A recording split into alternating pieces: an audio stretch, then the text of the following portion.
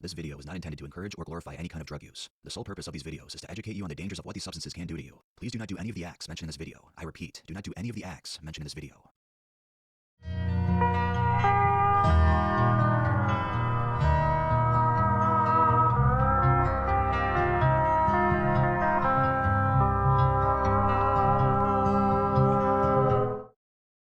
Welcome to the world of Tales from the Trip.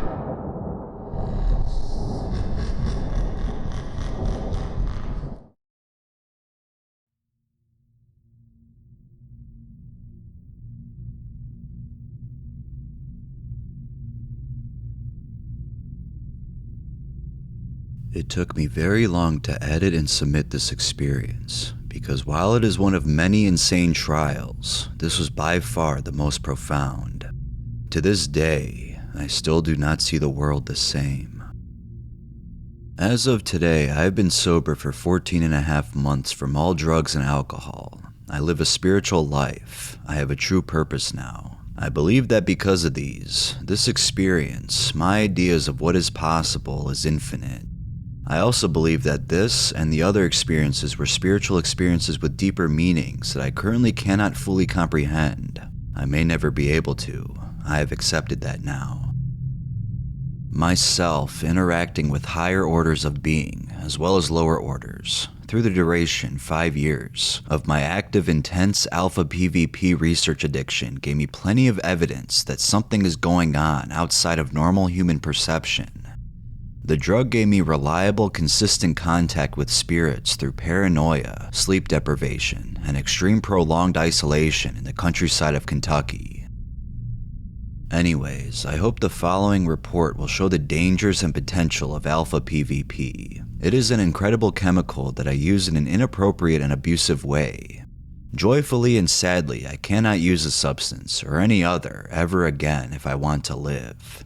My own experience and a helping hand from the universe has led me to that conclusion. On March 16, 2016, I got it in my head that all my neighbors were DARPA operatives filming me and beaming voices into my head with advanced technology. DARPA stands for Defense Advanced Research Project Agency. It is the research and development arm of the Pentagon.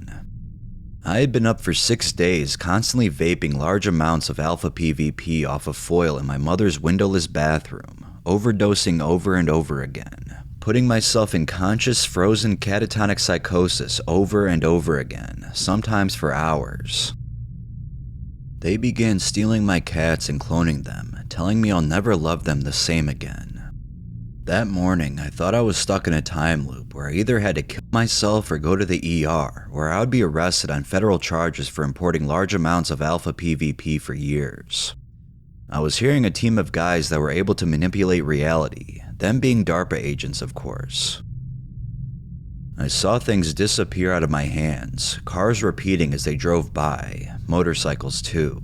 There was a death line on my property that if I walked past, they would stop my heart with a satellite. They projected images onto doors and walls inside my mother's house. The team had scanned and installed electronics all over the home. They knew everything there was to know about me, my mind, and my mother's home. The voices kept saying I was under attack by a remote weapon program designed to drive the target insane. They, Team DARPA management, were controlling my inner voice and thoughts. When I thought for a mere second that I had control, I would instantly hear Codebreaker. They kept insulting me and telling me I was doomed. I kept hearing Team DARPA management bitch screamed into my head by a female. Eventually, I had a lengthy conversation with her as she projected CGI into my reality from their facility in San Francisco and onto the window of my neighbor's outside garage.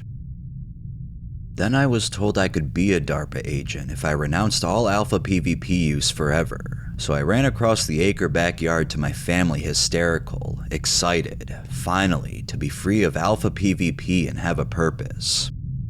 I had to sit with my back against the wall with my knees bent and my arms around my legs to get the best reception of the transmissions. My father, who was on the phone with my mother, called the ER and firefighters. Ambulances and cops came. While trying to calm me down in the garage, I started to receive specific instructions from Sarah, my DARPA handler. I shoved a picture of my cat up my ass, only after writing down the secret code given to me by Gwyneth Paltrow. Yes, she was a DARPA agent too. Then I ran from the officers through the basement and dove headfirst out the laundry room window and jumped into my pool. I had to release the picture from my ass with the picture side up so my cat could see the sunshine. I was told, and I did.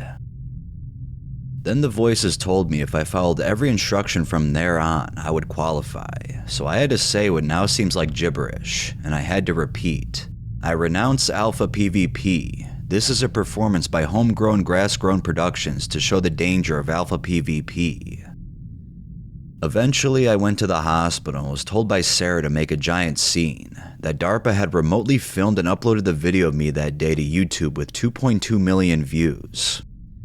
At the hospital, things got serious. I had to memorize 20-digit codes to notify the CDC that I needed to be locked up in their secret prison.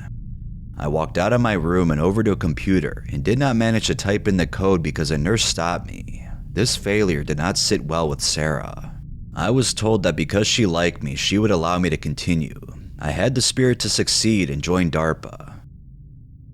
Next, I was given the task of running and punching this male nurse in the face, so I ran out of the room and punched this guy hard, only giving 70% of my strength instead of 100%. Again, I disappointed my handler. Then I was restrained with straps. The male nurse, the same one I knocked to the ground, was tying my ankles, and I had secret knowledge transmitted to me from government records that he rapes his 3 grandchildren. When I accused him in front of all the security and nurses tying me down, I looked him in the eyes. He looked shocked, but almost like he had been found out. He then forcefully gave me a shot of Geodon. The next task was to press the emergency button on one of the security officers' walkie-talkie to get the CDC's attention. After some time, the officers came in to unrestrain me. I was told by Sarah that I was going to break my nose to press the red button on the officer's walkie-talkie, but that I had to do it to continue. As soon as they took off the chest restraint, I smashed my face in the red button on the walkie-talkie strapped to the uniform of the officer next to my head. They immediately held me down again, but I overpowered them. I now had to strangle the same security officer with the draw cord in my pants. I put my hands down my pants, popped it, and pulled it out. It was already tied by chance from earlier. I managed to get the cord on the back of the guy's head while 4 dudes were holding me down. They put so much force on me I thought they were breaking bones in my ribs and legs. I stopped and complied. I looked at the reflection in the security camera's glass enclosure, and Sarah showed me how badly they had beaten me. I was covered in bruises and had black eyes. She edited reality, so I was okay. I had barely passed the tests, in spirit at least, but was still liked by my handler, Sarah.